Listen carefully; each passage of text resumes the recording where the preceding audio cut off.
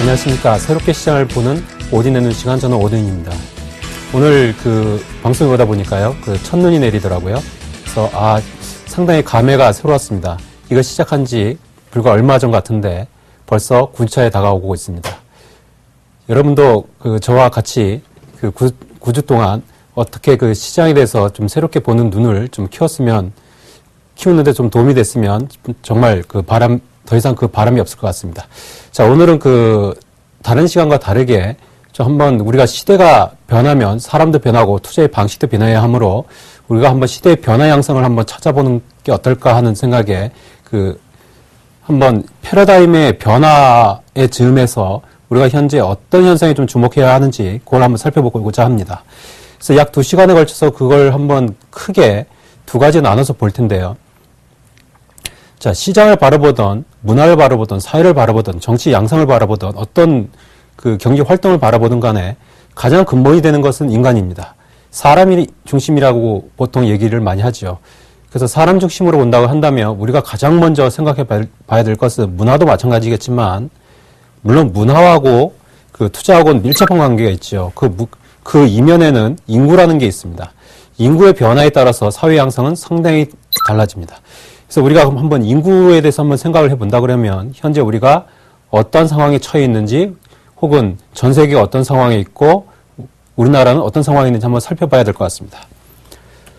우리가 통상 고령화라는 얘기를 많이 하는데요. 우리나라는 고령화 사회에서 이제 고령 사회로 접어들었습니다. 통상 고령화 사회라는 것은 65세 인구가 보통 7% 이상이 된다고 한다면 고령화 사회에 들어갔다고 얘기하고 14% 이상이 된다고 한다면 고령 사회로 들어갔다고 합니다. 우리는 지금 고령 사회에 진입하고 있습니다. 이미 진입했지요.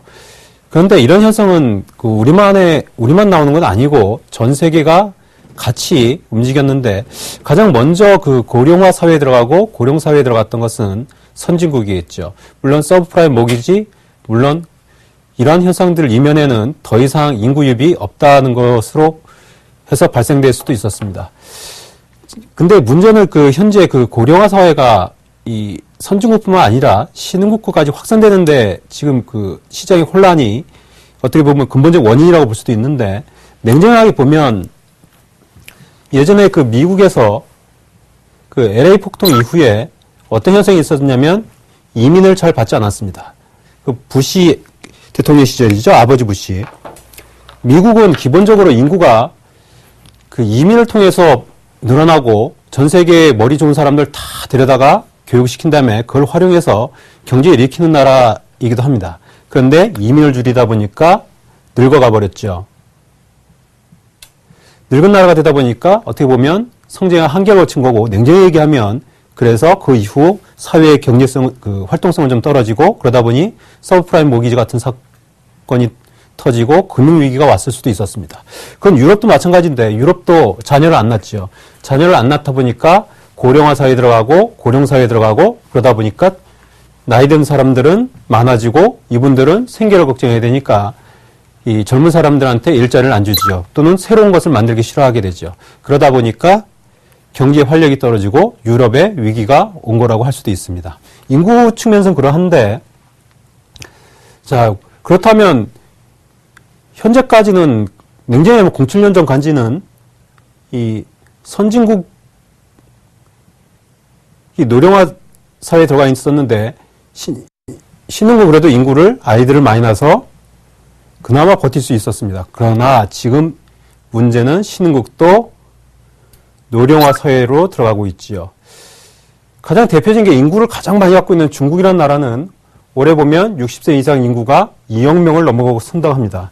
전체 인구의 13% 정도를 차지하는데, 문제는 고령화 사회도 좀 우려스러운데 14%를 넘어가면 고령 사회에 들어가서 사회의 탄력이 완전히 떨어지죠. 활동성이 떨어져 버리니까 경제에 문제가 상당히 생길 수 있습니다.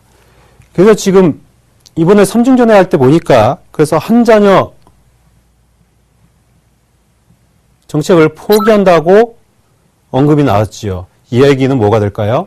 중국도 고령 사회에 대해서 대비하고자 한다는 것입니다. 즉 미래의 생산인구가 줄었기 때문에 이 생산인구가 준다는 얘기는 어떠한 창조적인 혁신도 산업도 일으킬 수 없다는 얘기와 마찬가지입니다. 나이가 많이 들면 수구적으로 변하고 보수적으로 변하기 때문에 그냥 있는 거에서 빼먹으려고 들지 새로운 거 만들려고 하지 않겠지요.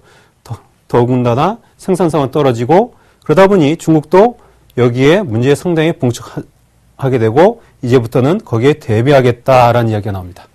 그렇다고 한다면 여기서 종목들도 결정될 수 있고 향후에 수혜주들이 무언가인지도 결정될 수도 있겠지요. 어떻게 보면 패러다임의 전환일 수도 있는데 우리가 이 현상에 대해서 상당히 주목해야 되는 이유는 투자는 안목을 갖고 큰 강물이 이렇게 흘러간다 하면 이쪽으로 헤엄쳐 가야 편하게 가지 거꾸로 거슬리면 자꾸 밀려나가게 되지요. 그래서 대세의 흐름을 타기 위해서는 이런 흐름들에 상당히 주목해서 볼 필요가 있습니다. 이 현상은 작년에 제가 작년 초에 주로 이야기를 많이 들었는데 오프라인 강연회에서 그러다 보니까 고령화되다 보니까 우리가 여러 가지 현재 다양한 우리가 앞서서 보지 못했던 사회적 현상이 많이 나오게 됩니다. 최근에 성장성이 떨어졌다는 하는 얘기도 어떻게 보면 그 이면에는 이런 현상이 노령화, 전 세계 노령화가 신흥국으로 확산됐다는 하나의 결과론적 얘기가 될 수도 있겠죠. IMF 리포트 보니까 중국은 2050년인가요? 인구 3명 중에 1명이 노인이 될 것이라고 얘기합니다. 상당히 우려스럽죠. 도대체 누가 일을 하고 도대체 누가 물건을 만들어서 심지어 어떤 얘기가 들리냐면 우리나라 같은 경우는 조만간 60세 노인이 몇 년 지나면 80세 노인을 부양해야 되는 그런 참 슬픈 현상이 조만간 나올 수 있다고 여기저기서 경고가 나오기 시작하죠. 특히 우리나라는 베이비부머들이 한국의 높은 경제 성장을 일구었는데 이분들이 지금 대거 은퇴하기 시작했지요. 은퇴하다 보니까 사회적으로 여러 가지 말이 많이 나오기 시작합니다. 많이 나오다 보니까 지금 시장이 혼란스럽고 가는 종목은 저게 왜 가지? 도대체 경제도 안 좋고 산업도 뭐 애매한데 왜 저것이 갈까? 건설주는 못 가는데 건자재 업체는 많이 올라가고 이러한 현상들은 어떻게 냉정히 얘기하면 다시 이야기 드리겠지만 이런 현상에서 나온다고 볼 수 있습니다. 자, 그러면 노령화 사회가 되어버리고 그 다음에 노령사회 되가면 어떤 현상이 벌어지는가에 대해서 한번 우리가 살펴볼 필요가 있는데요. 제일 먼저 일본이 1994년에 주시장이 고점을 치고 이때 어떤 현상이 일어났냐면 자영업자들이 급증했습니다. 일본도 마찬가지로 전후 세대, 즉 베이비부머들이 대거 은퇴하면서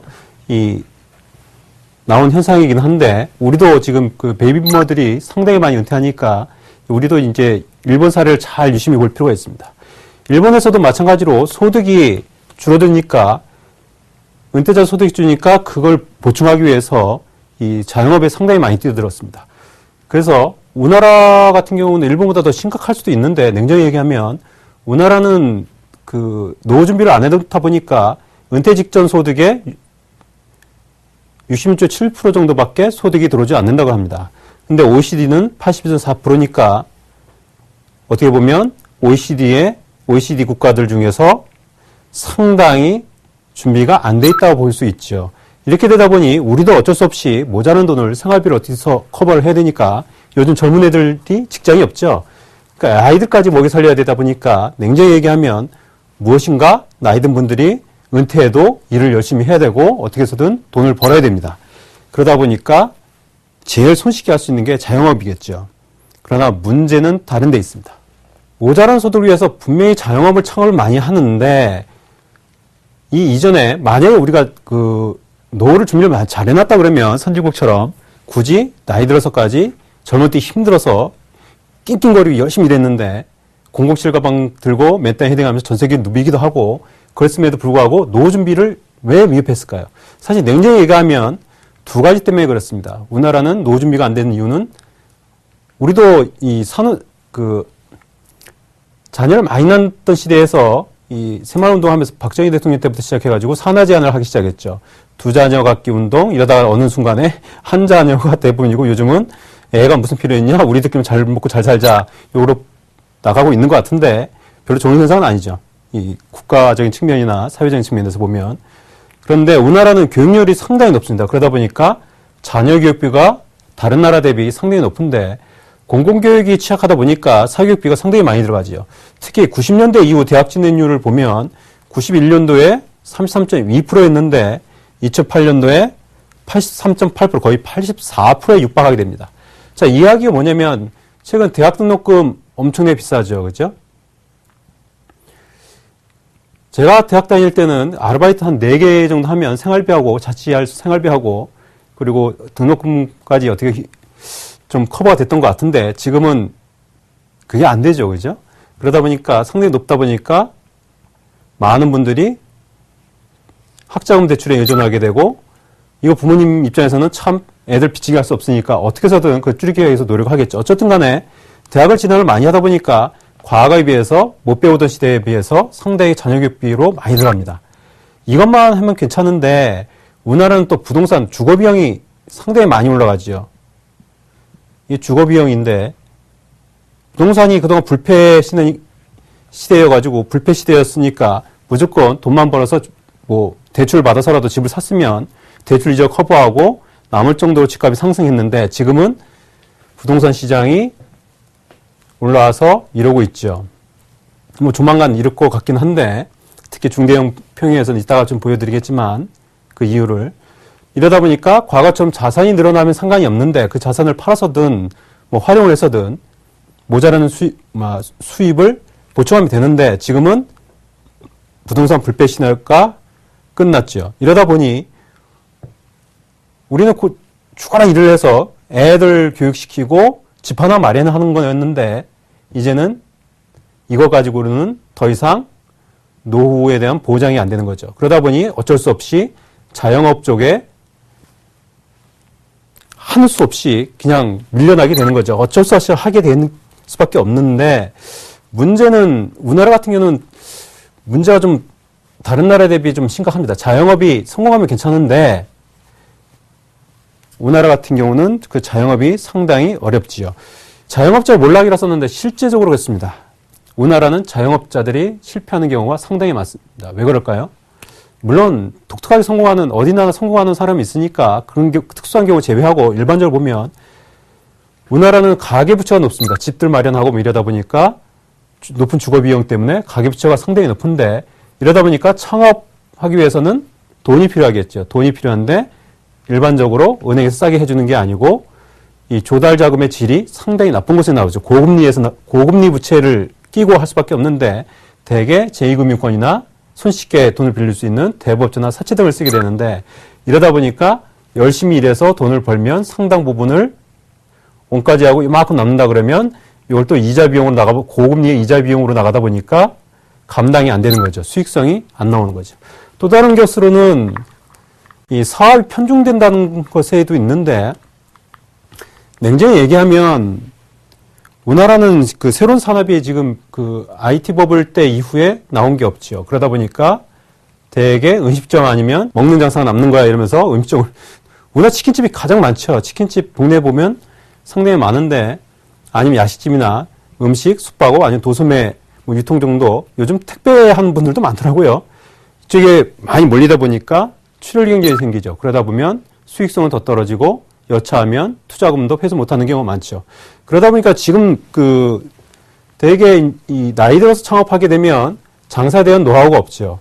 그러다 보니까 유일하게 그 노하우를 빌려줄 수 있는 프랜차이즈들이 뜨는 거고 요즘 보시면 구멍가게 과거에는 우리가 은퇴하면 동네에 구멍가게 하나 내서 구멍가게라고 그러죠. 조그만 점포 하나 내서 그 먹고 살았는데 요즘은 편의점 때문에 아주 사회적인 현상이니까 편의점이 들어서고 무슨 마트가 들어서고 이러다 보니까 재래식 시장도 사라지고 거기다가 이 동네 슈퍼도 사라지고 당연히 은퇴해가지고 할 수 있는 장사 별로 없죠. 소액으로.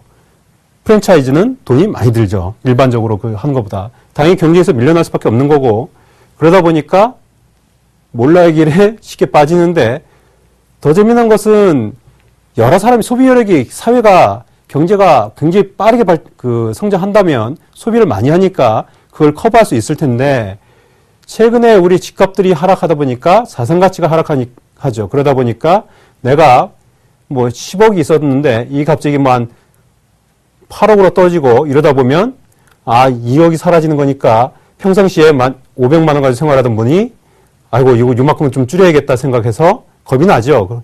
뭐 한 400만 원밖에 안 쓴다 이러면 소비는 당연히 줄어드는 것이고 그러다 보면 소비율이 감소하니까 당연히 여기에 의존하는 자영업자들은 장사가 잘 안 될 수밖에 없는 거죠.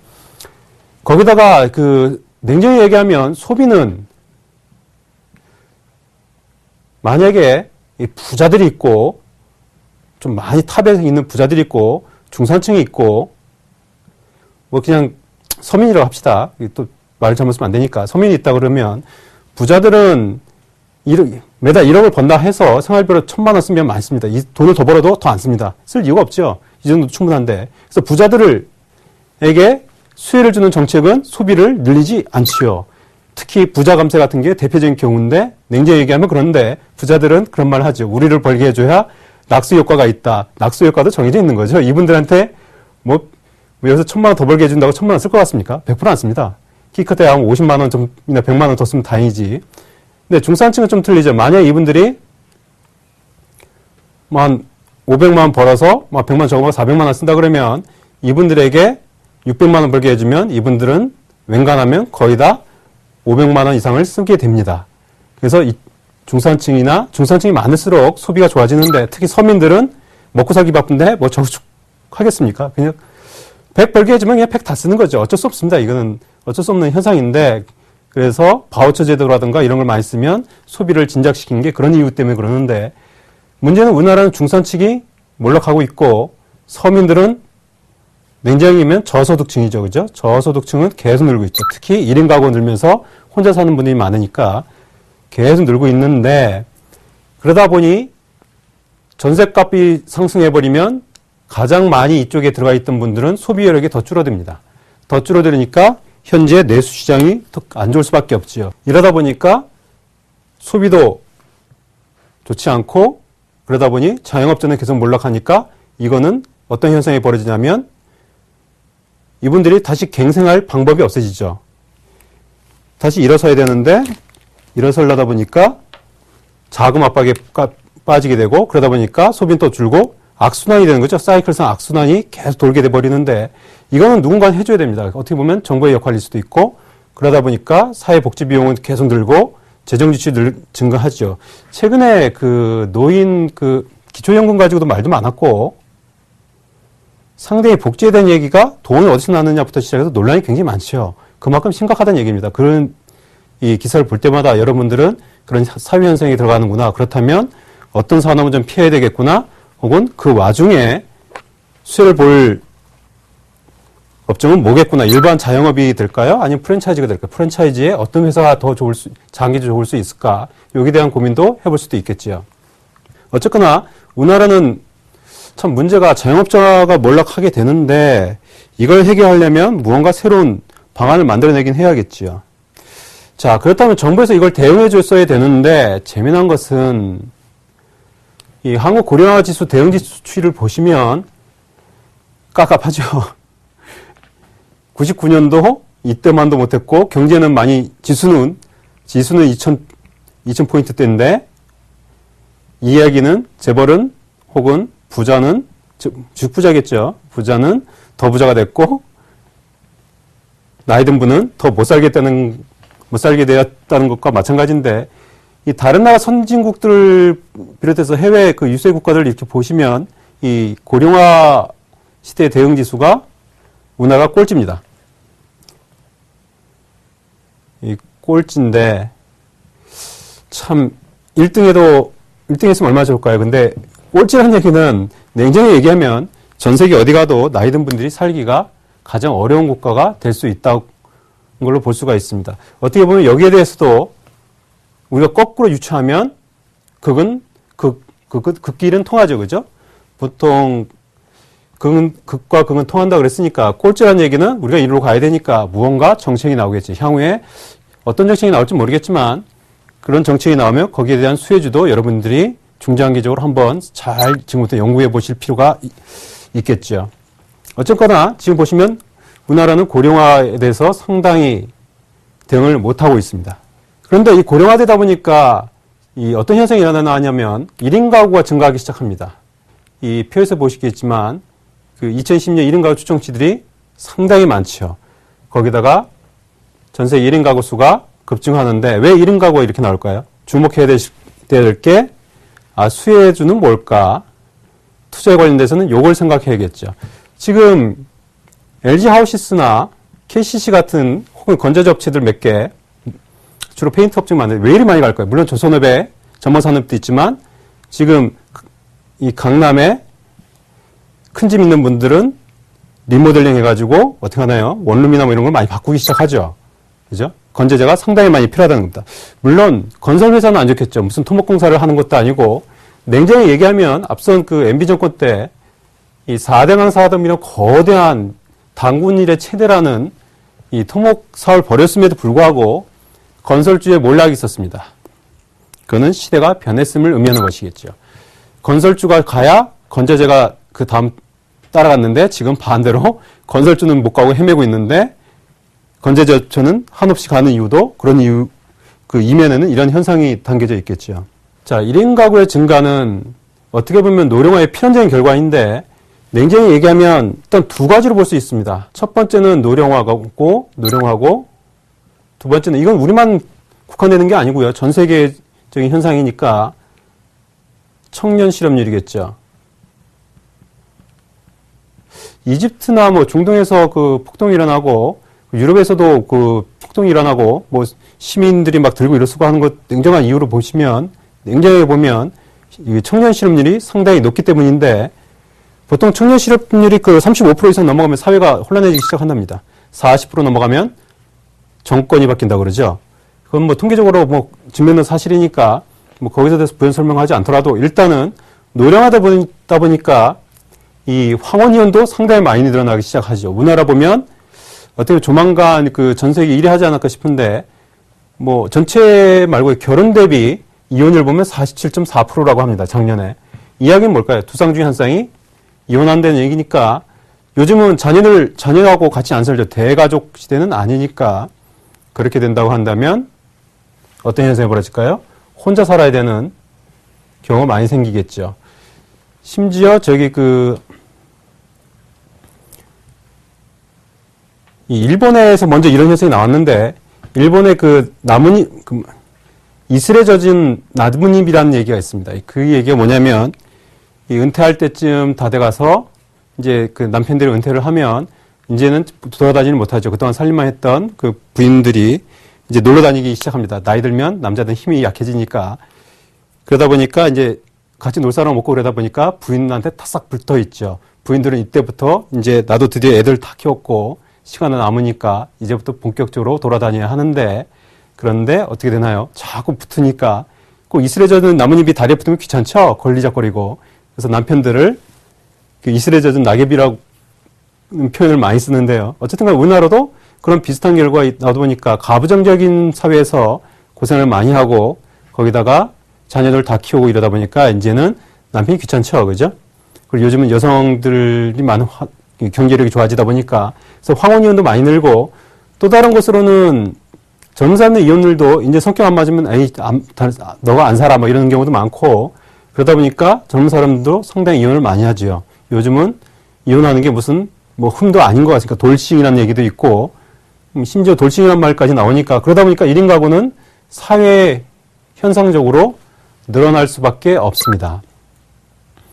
그래서 이혼 때문에 1인 가구가 늘어나는 것도 있지만 또 다른 한편으로는 이 청년 실업률이 현재 7.7% 그 전년 동월 대비 1%가 무려 상승했다고 합니다. 이야기 뭐냐면 이번에 정권이든 뭐든 일자리 창출 전혀 안 됐다는 얘기죠. 이게 재밌는 게 뭐냐면 그 IMF 외환위기 때 일본하고 우리하고 그 대응 방법이 완전히 달랐습니다. 물론 우리는 상황이 더 안 좋았겠지만 구조조정이라는 측면에서 보면 제가 그 당시 일본을 많이 들랑달랑 했는데 일 때문에 우리는 나이 든 분, 주로 월급 많은 분들 위주로 구조조정을 했고 IMF 때 일본 같은 경우는 어떻게 했냐면 돈 적게 든 젊은 사람들을 위주로 어차피 나이 든 사람이 먹이 살려야 되니까 젊은 사람 위주로 잘라버렸습니다. 그래서 심지어 제가 그때는 한참 젊을 때인데 일본 가서 일을 하다 보면 제 카운터파트가 상대방 그 하는 분이 50대였습니다. 저는 뭐 30대 초반 뭐 이랬거나 뭐 이러는데 20대 후반, 30대 초반 한국에서는 이런 분들이 열심히 현업에 뛸 때 이쪽에 카운터파트는 50대. 근데 재미난 것은 제가 한번 물어본 적이 있습니다. 아니, 왜 저기 커피 타고 그 나이 지긋하듯이 그러십니까? 참 개면적지요, 그죠? 개면적에서 그랬더니 한다는 이야기가 자기가 본인이 가장 젊답니다. 참 난감한 이야기죠. 이러다 보니까 어떤 현상이 벌어졌냐면 일본은 그때부터 디지털 시대, 아날로그 시대에서 디지털로 넘어갈 때 뭐 50대 된 분이 이거 디지털 넘어갈 수 없지 않습니까? 그죠? 도태되기 시작했고 그래서 일본은 이 산업 경쟁력이 상당히 많이 떨어지기 시작했고 우리는 반대로 어떻게 됐나요? DJ 시대 때 IT 버블이 나왔죠. 닷컴도 있었고 텔레콤 그때는 무슨 텔레콤이라든가 무슨 뭐 정보통신 이름이 안 들어간 회사는 회사도 아닌 걸로 봤으니까 그렇게 해서 이 창업도 많이 하고 이 다시 사회가 이 경제가 다시 살아나는 계기가 됐죠. 그런데 이번 그 08년대 서브프라임 모기 사태 이후에 우리는 어떤 대응을 했냐면 일본과 똑같이 했습니다. 어떻게 했냐면 일자리 나누기 잡쉐어링이라는 뭐 잡쉐어링이 좋죠. 좋긴 좋은데 문제는 이게 참 애매한 거죠. 잡쉐어링이라는 게 우리가 서브프라임 모기 사태 이후에 이번 금융위기 때 소위 잡쉐어링이라는 걸 썼습니다. 이게 뭐냐면 월급 서로 좀 줄여서 하더라도 우리가 일자를 서로 나누자라는 취지는 좋았는데 어떻게 했냐면 나이 든 분 위주로 키핑을 하고 심상 안 뽑았죠. 단절이 어떻게 보면 회사에 단절이 생길 수도 있는데 심사원은 안 뽑고 나이 든 분들 위주로 했고 심사원 뽑아도 이분들의 월급을 줄인 게 아니고 심사원들의 월급을 줄여서 그때 확 줄였죠. 거의 반값식으로 월급을 줄이거나 혹은 기간제, 소위 기간제 임시직으로 많이 전환시켰죠. 그죠? 월급은 줄이고 그리고 경기 좋아지면 다시 올린다고 했음에도 불구하고 안 올렸죠. 뽑지도 않았고 이분들 위주로 키핑했고 그러다 보니까 일본과 지금 똑같은 현상이 나타나기 시작합니다. 어떻게 보면 정책적 미스죠. 냉정히 얘기하면 완전히 미스가 된 거죠. 기간제 심사원이 많다 보니까 젊은 사람들이 어떤 현상이 벌어지나요?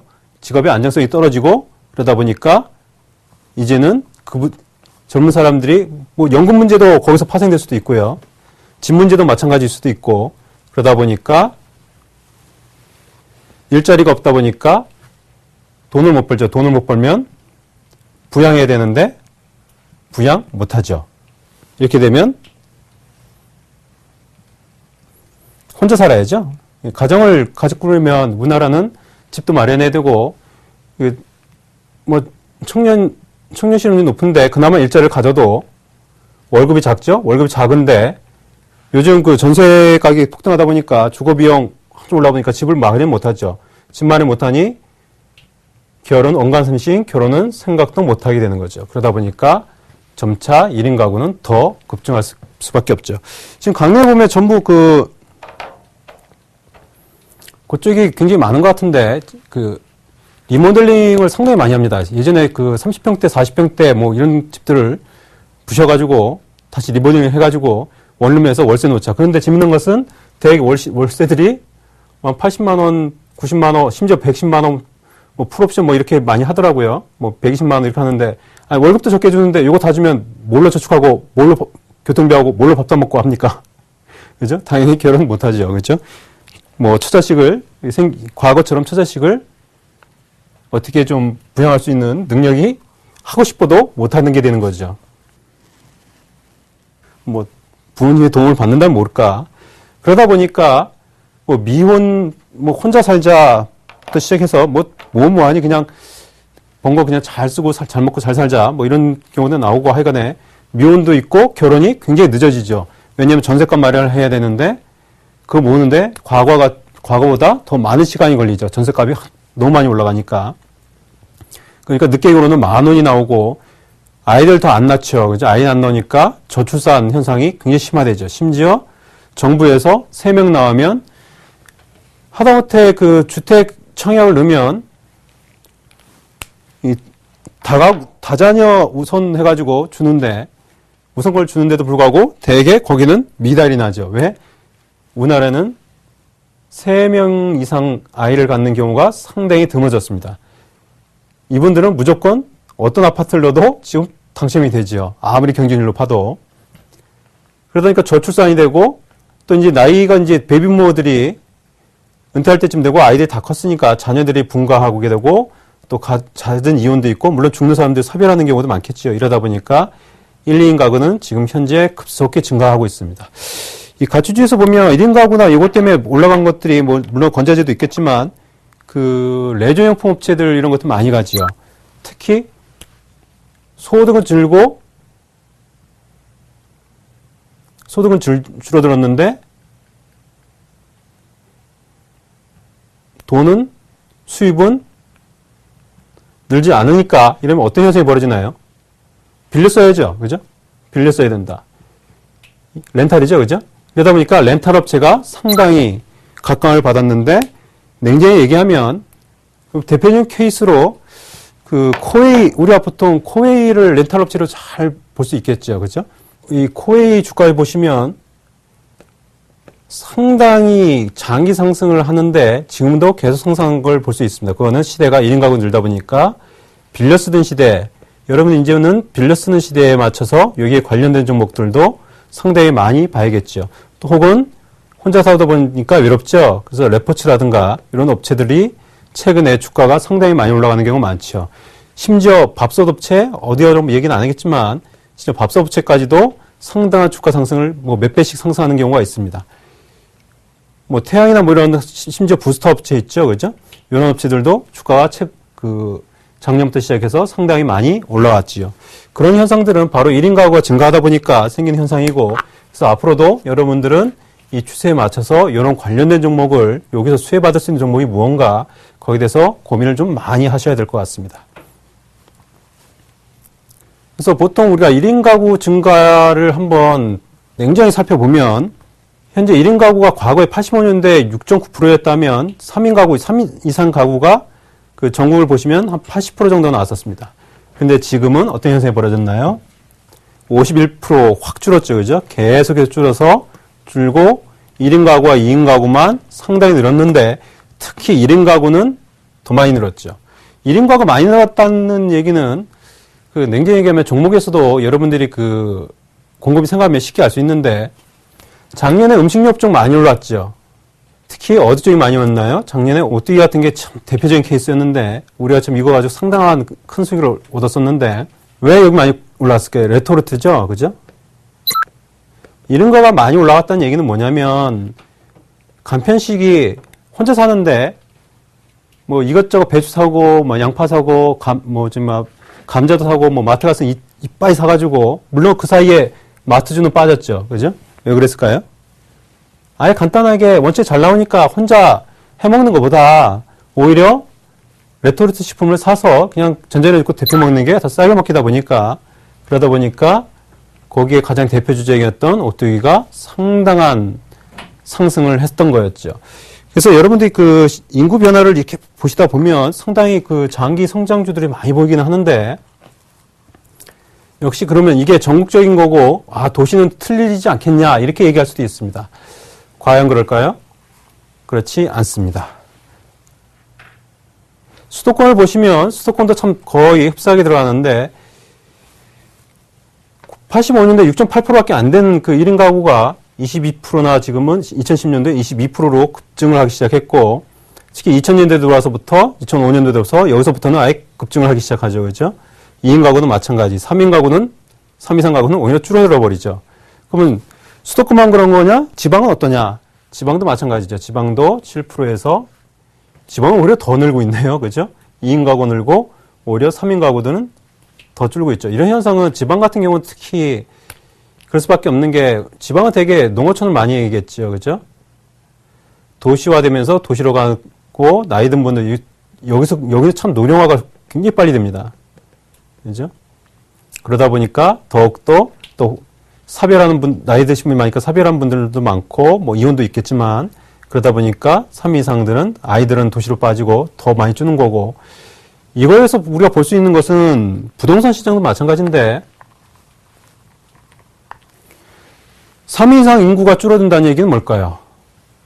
우리가 아파트를 얘기하면, 과거에는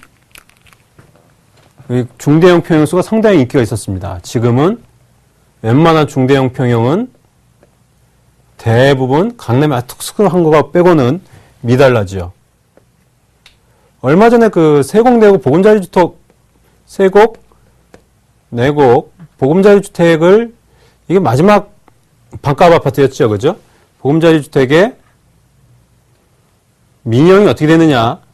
즉 30평대 이상이 뭐 그 이하는 굉장히 심하니까 어떻게 되느냐를 잘 보시라고 했습니다. 이게 하나의 우리의 시그널이 될 수 있다고.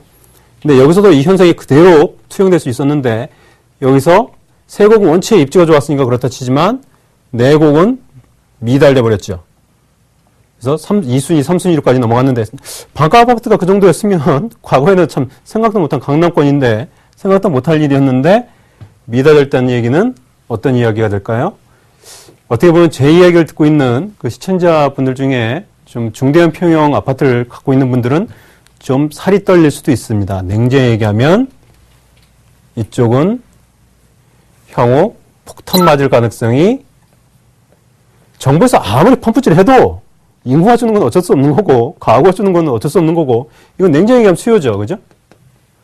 수요가 감소하는 게 이렇게 눈에 보이는데 이게 올라갈 거라고 생각하십니까? 이게 안 올라가면 어떤 현상이 벌어질까요? 역시 아까 설명했듯이 자산 가치가 하락하는 거고 그렇게 되면 어떻게 되나요? 냉정히 하면 우리나라 시장이 해외 시장이 올라가도 어떻게 보면 여차하면 새로운 계기를 못 맞으면 지금 이렇게 해서 이렇게 올라와 있는데 여기서 또 박스를 그릴 가능성도 있습니다.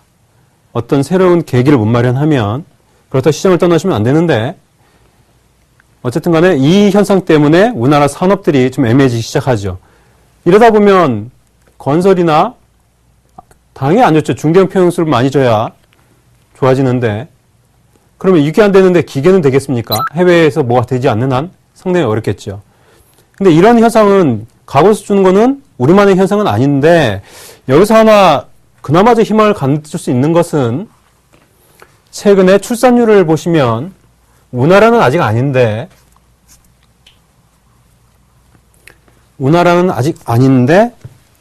해외 같은 경우에 뭐 프랑스나 이런 데 선진국에서는 드디어 출산 장려 정책이 좀 먹히기 시작해서 그런지 몰라도 출산율이 올라가고 있습니다. 어떻게 보면 이제부터는 선진국은 노령 사회에서 벗어나기 위해서 안간힘을 쓰다가 드디어 궤도에 들어가기 시작하는 초입이라고 볼 수도 있고 또 가장 중요한 중국은 한자녀 정책을 드디어 포기해서 한다고 합니다. 물론 이제 나가지고 아이들이 커가지고 이 경제를 일으킬 정도가 되려면 앞으로 상당히 제법 오랜 시간이 걸리겠지요. 그 걸리는 기간 동안 우리가 상당히 혼란을 겪을 수도 있는데 그 사이에 전이 단계로 어떠한 현상이 벌어질 겁니다. 이거는 제가 그 다음 시간에 그 이야기를 드리려고 그러는데 어떤 현상이 벌어지느냐? 과거 같은 고성장이 아니고 고성장 시대에 대해서는 이제 여러분도 머릿속에 지우셔야 됩니다. 저번 선거 때 뭐 몇 프로 성장 막 이렇게 자꾸 떠드니까 실제로 우리 2%대죠. 작년, 재작년, 올해하고 작년하고 이 경제 성장률을 보면 2%대입니다. 과거에 10% 할 때도 있었고 7%, 8% 이런 고성장에 익숙해진 분들은 참 황당한 이야기일 수도 있는데 이거는 이미 선진국에서도 겪었던 것이죠. 그죠? 일본도 그랬으니까. 여차하면 1%대로 떨어질 수도 있을 것 같은데요. 어쨌든 간에 그런 일은 벌어지지 않았으면 좋겠는데 여러분은 이제 패러다임이 변했으니까 고성장 시대는 잊어버리고 저성장 시대에 들어섰다. 왜? 인구가 노령화되다 보니까 1인 가구가 많이 되다 보니까 당연히 이쪽으로 갈 수밖에 없는데, 저성장 시대로 갈 수밖에 없는데, 그렇다면 여러분이 지금 이런 시대의 변화에 맞춰서 정말 고민해야 될 게 있습니다. 뭘 고민해야 되느냐? 과거의 고성장 시대는 어떤 주도주가 시대를 풍미하면서 쭉쭉 올라가고 그 산업이 쭉쭉 올라가는데, 지금 시대에는 그게 안 나올 수 있다는 거죠. 냉정히 얘기하면 이제는 여러분이 투자의 패러다임을 과거처럼 고성장 시대에 맞추는 게 아니고 저성장 시대에 맞춰야 되고, 저성장 시대에 맞춰서는 이쪽에 큰 와드는 노령화와 여전히 진행 중이니까, 그리고 1인 가구 혹은 2인 가구의 증가에 따라서 여기에 맞는, 우리가 이쪽을 탈피할 때 언젠가 탈피하겠죠. 그죠? 인간은 탈피하게 돼 있으니까 탈피할 때까지는 이 패러다임에 맞는 종목에 장기 투자를 하신다면 이쪽 종목을 많이 찾아서 보셔야 되고요. 그리고 이쪽 관련된 종목이 어떤 종목이 있고 향후에 어떤 쪽에서 수혜를 받을 수 있고, 그러면서 사회가 어떤 변화를 보이고 있고, 그렇다고 한다면 비근한 예를 한번 들어본다면 유통에서도 마찬가지인데요. 최근에 이마트가 좀 반응을 하긴 했지만 앞서서 유통주에서 혼자 갔던 게 있었죠. 작년에 혼자 갔던 건 GS 리테일이었죠. 편의점이었죠. 일본도 마찬가지로 20년 동안 유통에서 유일하게 성장했던 건 편의점이라고 합니다. 나이 들어서 혼자 살고 막 이러다 보면 방법 없죠. 편의점 가서 렌즈도 있고 편하니까 거기서 요즘 뭐 도시락도 시작해서 각종 레토르트 식품이 많더라고요. 무슨 뭐 찌개도 있고 간편하게 싸게 편하게 먹을 수 있죠. 그죠? 그런 쪽으로 돌아갈 수밖에 없으니까 어떻게 보면 냉정히 얘기하면 우리가 생각해 볼 때 투자의 패러다임을 그쪽으로 좀 바꿔야 되지 않을까 싶습니다. 그래서 오늘 시간에는 좀 더 이제 약간 더 살펴본다 그러면 1인 가구 추이를 한번 보시면 이 앞에서 보이시는 것 같이 이 만가구 단위인데요. 참 무지막지하죠. 그죠? 이게 통계청에서 나온 건데 비중도 상당히 많은데 현재 200만에서 453만 가구로 늘어났다고 합니다. 우리나라 인구가 얼마죠? 인구 대비 453만이라는 것은 상당히 커다란, 그죠? 2012년인데. 근데 문제는 이게 계속 늘 거라는 게 문제겠죠. 그죠? 그래서 여러분은 계속 이쪽에 좀 초점을 두셔야 되고, 1인 가구의 비중을 보시면 미혼이 상당히 많죠. 왜? 만혼, 아까도 얘기했지만 이게 늘 수밖에 없는 이유는 전세값이 떨어지지 않는 한 우리나라 개인들이 주식을 사기가 쉽지 않을 것 같은데, 어쨌든 간에 이쪽이 많아진다는 것에서 보면 이분들이 어떤 소비 성향을 보일까? 요즘 젊은 사람들 놀러 많이 가고 많이 하죠. 게임도 혼자 많이 하는 분들 많고, 그런 거에 대해서도 좀 많이 좀 보셔야 될 것 같습니다. 그래서 우리가 지금 이쪽 산업에 대해서 패러다임이 많이 변하고 있다. 거기에 대해서 산업이 어떻게 변할까에 대해서 고민을 많이 하셔야 될 것 같습니다. 그리고 시장에 대해서 잠깐 한번 언급을 좀 해드릴까 하는데요. 미국 시장이 상당히 강하죠. 그죠? 우리나라 시장도 드디어 만기일 이후 반응을 했습니다. 저번에 얘기 드렸듯이 우리나라는 일정한 박스권에서 변동성을 좀 보여줄 가능성이 높다고 얘기 드렸는데, 지금 이렇게 하면 개인들이 또 이게 혼돈스러울 수 있습니다. 테이퍼링 이슈 때문에 상당히 우려를 많이 했죠. 그랬더니 자네 옐렌인가요? FRB 차기 의장이 되실 분이 이야기를 했는데 참 주목할 게 있습니다. 양적 완화 테이퍼링에 대해서는 당분간 FRB가 경기의 성장을 위해서 좀 더 해줘야 되지 않을까 하는 이야기를 했는데, 그게 중요한 게 아니고 냉정히 얘기하면 그분이 한 이야기에 하나의 단초가 있습니다. 두 가지를 좀 살펴볼 필요가 있는데요. 첫 번째, 테이퍼링은 재정 문제가 어느 정도 해결될 때까지, 즉 정치 문제로 인해서 현재 미국의 재정 문제가 아직 결론을 안 짓고 있죠. 그거 되기 전까지는 테이퍼링 양적 완화 축소는 좀 시기상조다. 즉 내년에 큰 선거가 있어가지고 큰 선거가 끝나서 서로들 잠잠해질 때까지는 정쟁은 계속할 거고, 그때까지는 적어도 내년 3월달이나 여차하면 5월달까지는 우리가 양적 완화 우려에 대한 거는 그냥 코미디일 수 있다라고 정도 생각하시면 되고, 거기에 대해서 너무 고민할 필요는 없을 것 같습니다. 그러나 더 정작 중요한 것은 우리가 가장 초점에 둬야 될 게 있습니다. 여러분들이 지금 이게 어떻게 보면 글로벌 시장의 핵심일 수도 있는데, 자네 옐렌이 얘기하기를 지준 금리를 인하한다고 그랬습니다. 이게 어떤 의미냐면 중앙은행이 돈을 풀어주고 은행은 통상 우리는 10% 정도죠, 그죠? 그 10%를 예치하게 되어 있습니다. 그래서 이때 금리를 주는데 그동안은 25bp를 줬었는데 재미난 것은 25bp를 금리를 줬다 그러면 미국 은행 같은 경우는 조달 금리가 10bp였습니다. 앉아서 15bp를 먹으니까 이보다 안전한 장사는 없겠죠. 냉정히 얘기하면 앉아서 돈을 꽁으로 버는 거죠. 그래서 그 저번 금융위기 때 중앙은행에서 돈을 아무리 풀어도 은행들은 시중에 분명 대출을 해서 산업에 대출을 하고 대출을 해서 이 경제가 돌아가게 해야 되는데도 불구하고 은행 간에서만 돈이 돌았습니다. 왜? 이렇게 앉아서 먹을 수가 있으니까요. 그런데 이걸 만약 내려버리면 은행들은 더 이상 안전하게 먹을 먹거리가 없죠. 그렇게 되면 은행들은 당연히 각종 산업 쪽에 혹은 기업 쪽에 가계에 대출을 해서 그 이자 수익을 받을 수밖에 없으니까 이렇게 된다면 이제부터 본격적으로 시중에 돈이 풀린다는 걸 의미하고 돈이 풀린다는 얘기는 앙드레 코스탈론의 의미처럼 돈이 풀리면 어디로 가야 된다? 주시장으로 뛰어가라고 그랬죠. 그죠? 이제부터는 이렇게 되면 새로운 산업을 만들려고 해도 기업이 산업이나 기술 개발을 하고 혹은 어떤 사업을 일으키려고 하면 돈이 필요한데 지금까지는 돈이 안 돌았으니까 못했다고 한다면 이제부터는 이거를 할 수 있는 전초 단계가 될 수 있다.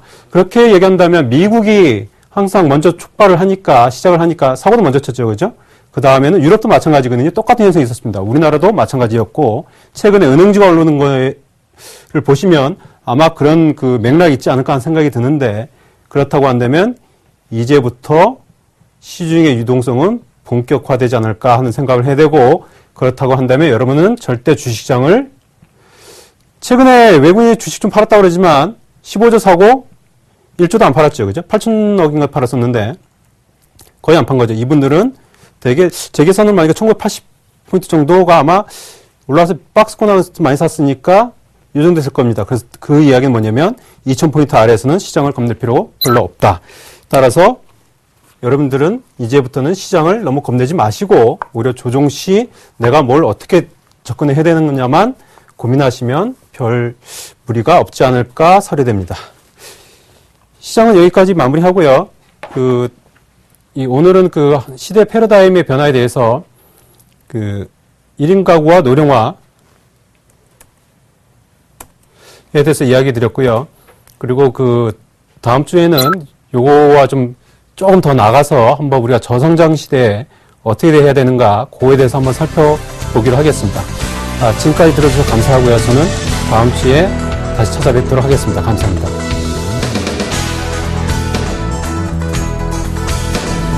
서울경제TV 홈페이지 sentv.co.kr에 접속하시면 수익을 말하다 VOD 다시 보기 서비스를 이용하실 수 있습니다.